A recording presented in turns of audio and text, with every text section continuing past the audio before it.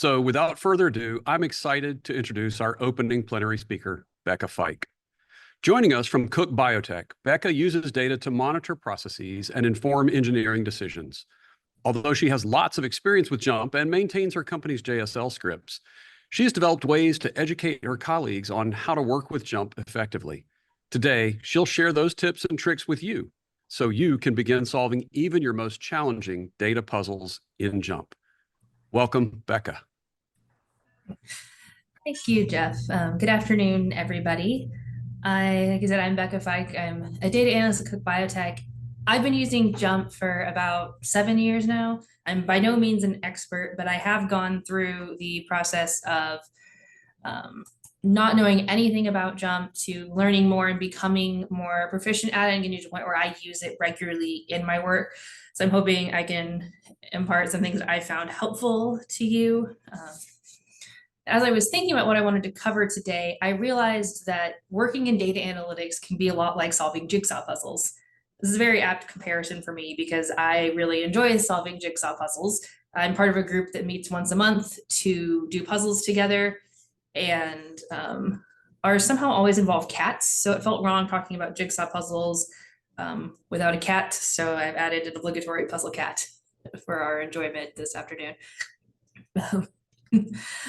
That being said, I found a website that lists tips for getting better at solving jigsaw puzzles. And as I read through them, I realized a lot of these have nice parallels to working in data. So it had things like start with the edge pieces to get an idea of the overall size and shape, sort your pieces before you start assembling, use a strategy to work efficiently, work in an orderly fashion, look for patterns. And honestly, that last one, take breaks, I think is good advice for just about anything.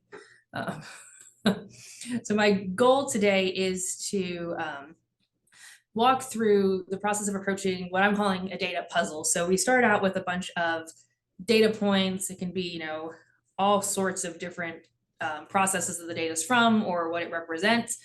And then taking that and you end up with actionable insights. So it's not always very clear how you get from point A to point B initially, and there's a lot of work involved. So I'm calling it a data puzzle, just like you would solve a jigsaw puzzle, you could solve a data puzzle. And walking through what that looks like, some general strategies, helpful tips and tricks, and how JUMP can be used in that process, and kind of putting this all in context of an industry example from when I was just starting to use JUMP. So some quick industry context for our example today. Cook Biotech is a tissue-based medical device company. So we make our products in a clean room and then we'll put them in pouches. That pouch is then heat sealed and then it goes and is terminally sterilized in the pouch. That means that that pouch seal becomes a sterile barrier and it's responsible for keeping our product sterile and keeping it secure until it gets to the end user. So since the seal is so important, we monitor that pouch sealing process. Regularly, twice a day, we will seal sample pouches and then we'll cut a test specimen from the seal, put it in a machine that pulls apart from both ends and it registers the force applied and we know the tensile force at which the seal failed. We call that seal strength when it pulls apart, and there are certain values that it has to reach. So we have this numeric value that we can measure. We know that there are many factors that influence what the seal strength is for a pouch. And so because of that, we can use it not only to monitor that the seals are robust enough, but also the performance of our sealers. So we get about 45 specimens a day. You got data going back to 2016. So it adds up quickly and we've got a large stockpile of data. And when I first started, this wasn't something we were using for regular monitoring. We were using it, we were doing the testing once a day, and if it triggered actions, we were taking care of those. But the only trending, the only reporting that we were doing was a biannual meeting about sealer performance where we looked at those overall trends. And we realized that, we have this trove of data and a tool in JUMP that we can use to access it regularly. So that was something we wanted to pursue. And I would say the first step in any puzzle is to understand what you're doing. You've got your puzzle box, you dump it out on the table, you've got this big pile of pieces, half of them are upside down.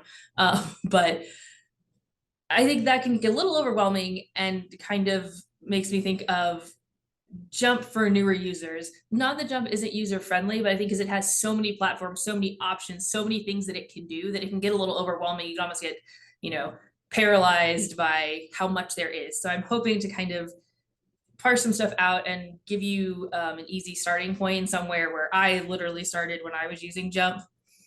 And so when you have your puzzle and you got the pile of pieces on the table, you're not going in completely blind. You've got the box sitting over on the side, which has the picture of what the puzzle is supposed to look like in the end.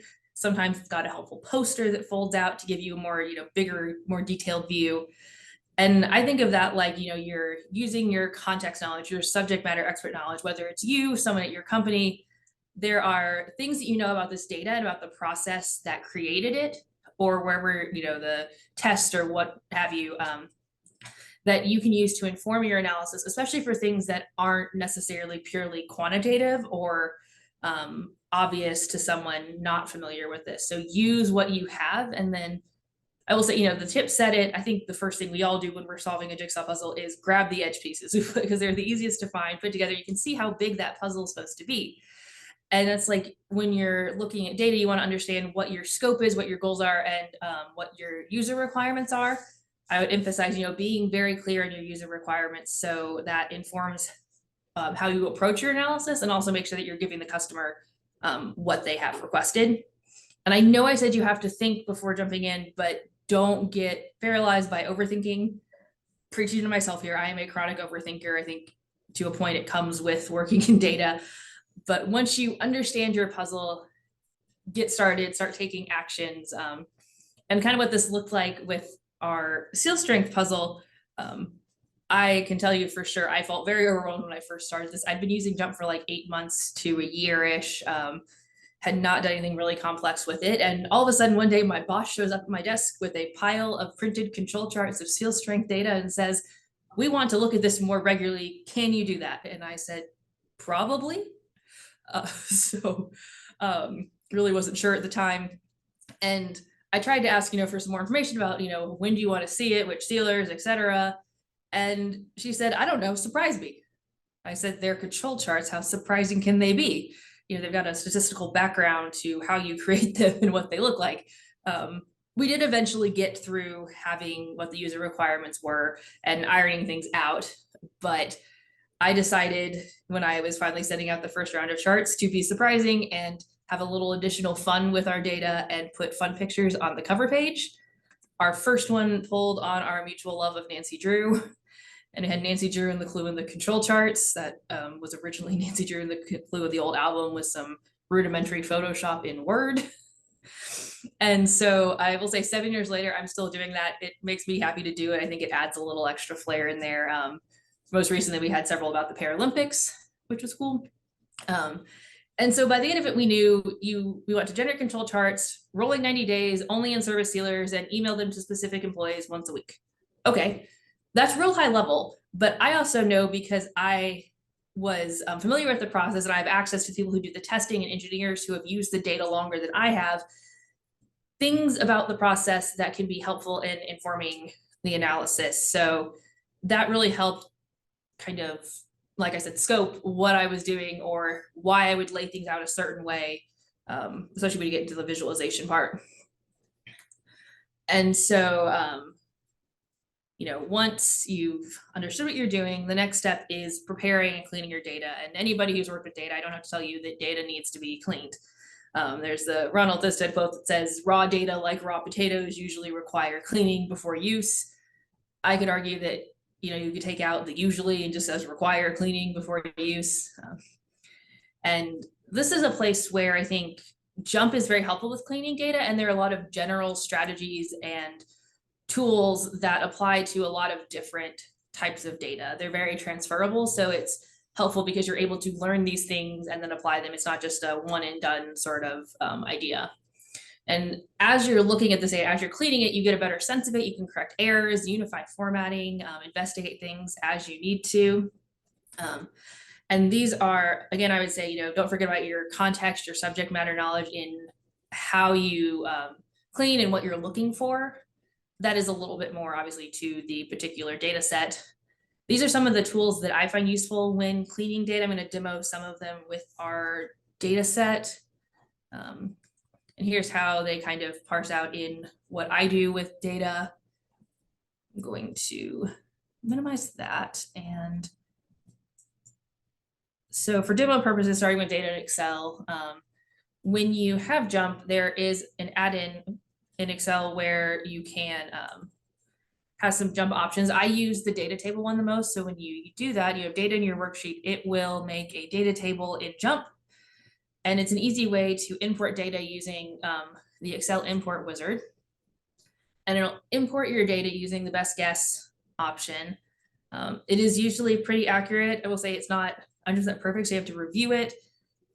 For example, using that column that it just brought in, the pouch CPN, it's looking like at it like it's a numeric column. And yes, those are numbers, but we're using them as identifiers for which sealer. So it's an equipment number. It's not a continuous value like that maximum force column, which is the actual seal strength that is recorded, which is a continuous value.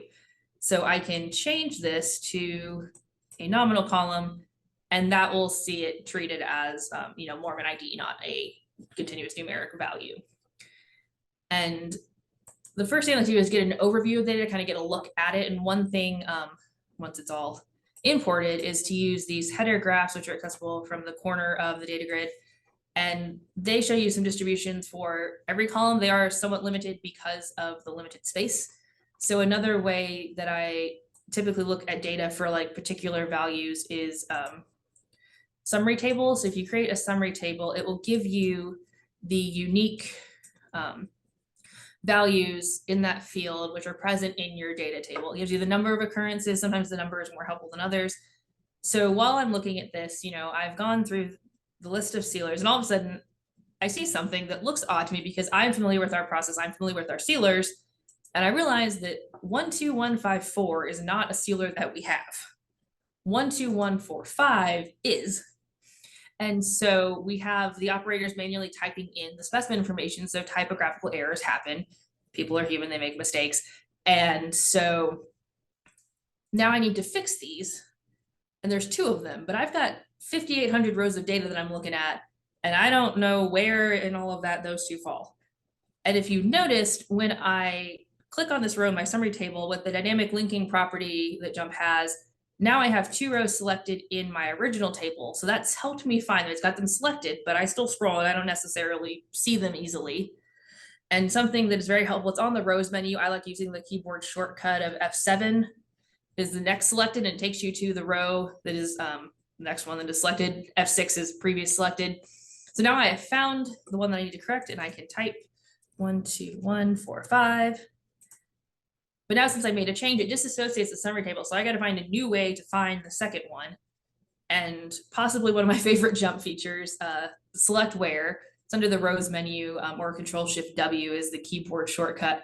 And you pick a column, how you want to compare, and the value you want to compare it to. So when the sealer number equals 12154, click OK. And now I have 1 row selected, and I can use again the F7 to get to that row that I can then correct to 12145.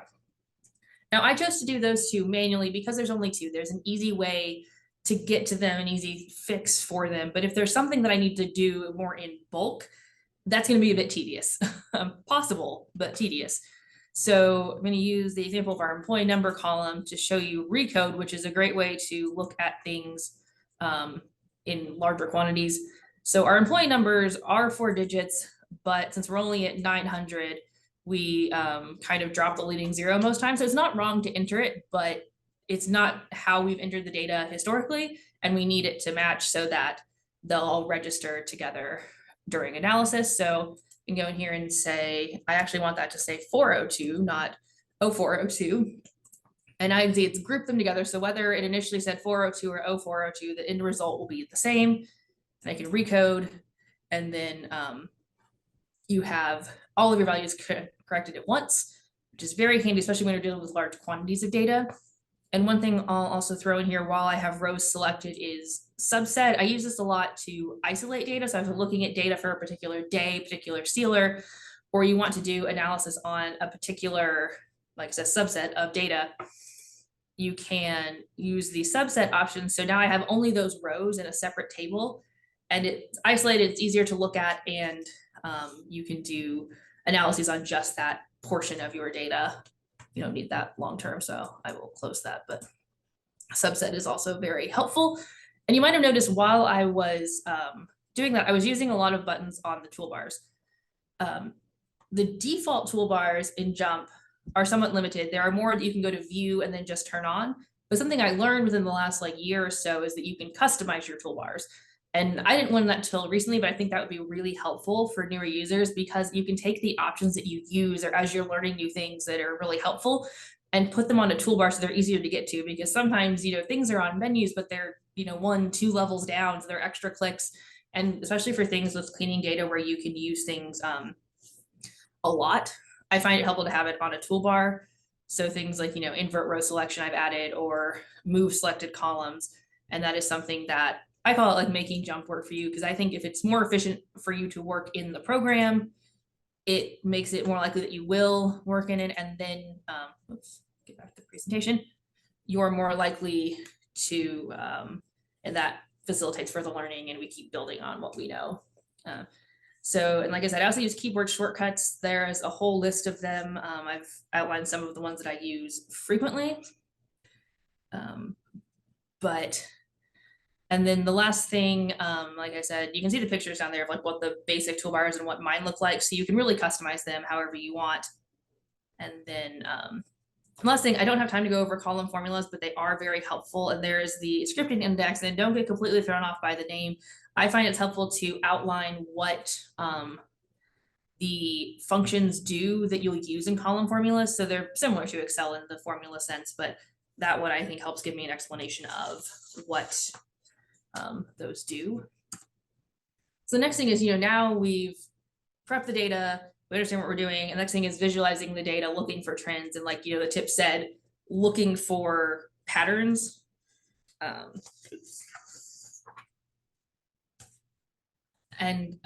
Yes, so we have things that you can do as far as visualizing data, both in your initial processing or later when you've revealed things with your analysis that you want to further investigate. So I've done it at both points in the process overall. And you can look at trends and outliers and find the cause. So this is something where I find it helpful to visualize data, look at it in different ways. And you can bring in other data to expand your context to help you understand, or even catch things that you missed in data cleaning. Because I've had things show up when I visualize and be like, that looks slightly odd.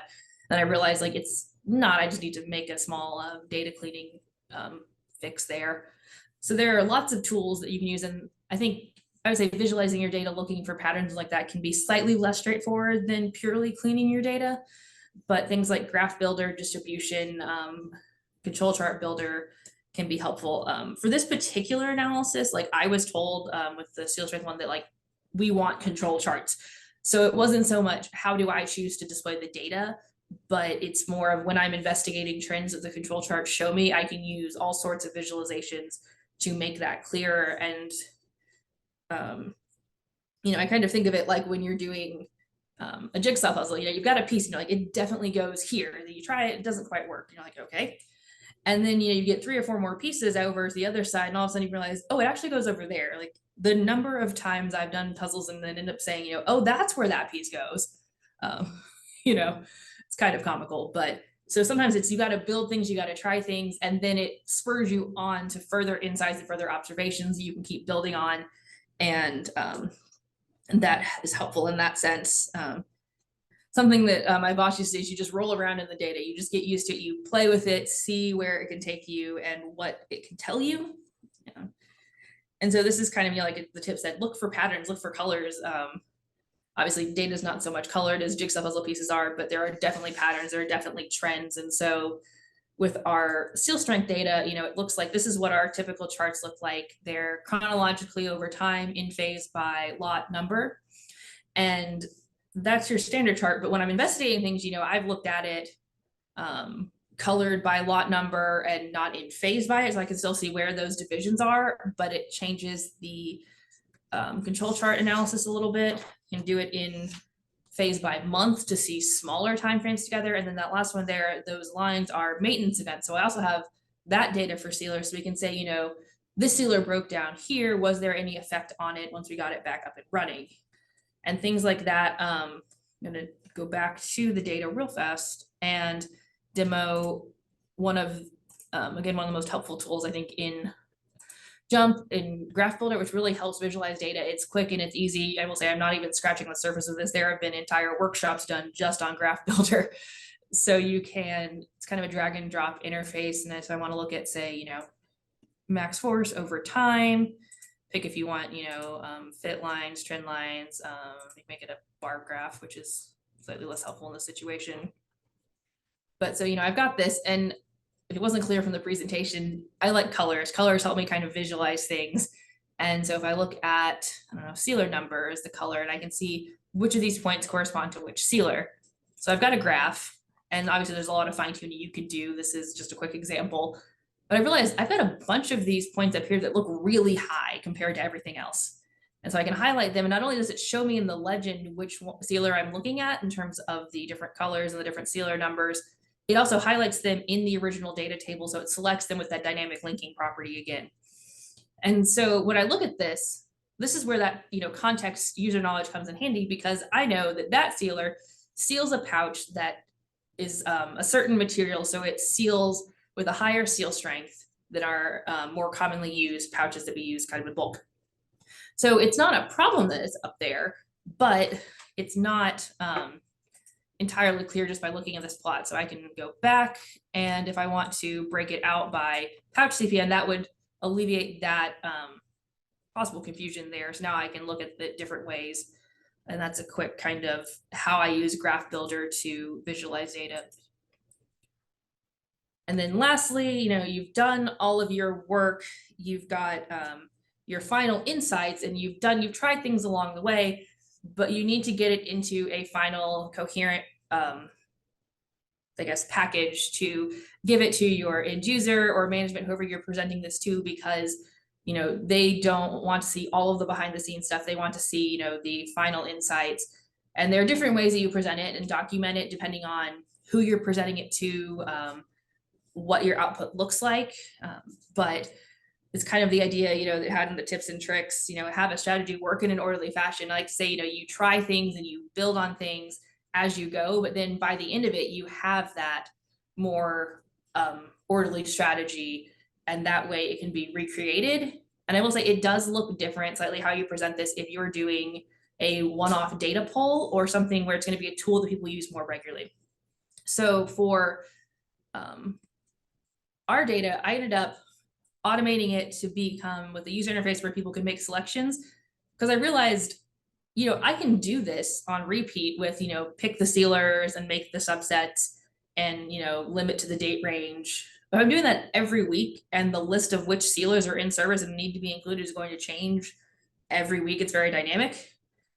That's really tedious. It's possible, but it's tedious. And so that's something where the automation portion in Jump is helpful in making that more efficient. And for things that you do regularly, it can be really helpful. I'm a big proponent of learning JSL. It's obviously a little bit more advanced, but I find it really helpful to automate things so people can use the tool that I built and go from picking which sealer they want, and then it will automate the import, create subsets per sealer, and then it creates a chart for each sealer that are put in a window together, so that then they can be exported and sent to the users.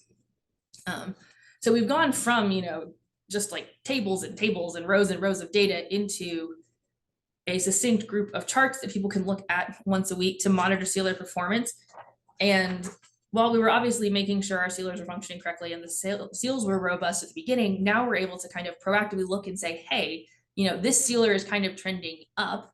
What do we need to do about that? But also context knowledge again, because I know that a higher seal strength within reason is not as big of a problem as a low seal strength, because we have one that doesn't meet the requirements. That is a much bigger deal, that it's a little stronger than typically we see. So we're able to automate that and make it accessible for people, that they can pull the data on their own, and it is consistent, and you get that reporting so everyone can look at things in the same way. And I think it all kind of boils down to this, Carly Fiorina quote. Sure, you've heard this before, that the goal is to turn data into information and information into insight. And so you start with data and get actionable things that you can present from that.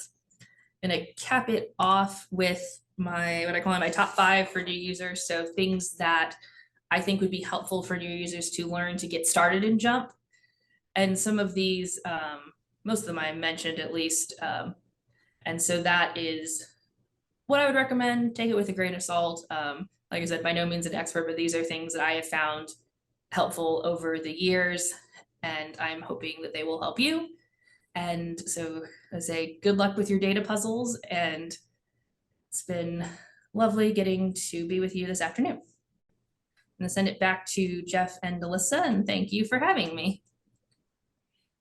Thank you, Becca, for those great tips on solving our data puzzles and preventing analysis paralysis through a structured approach, and how to make it fun.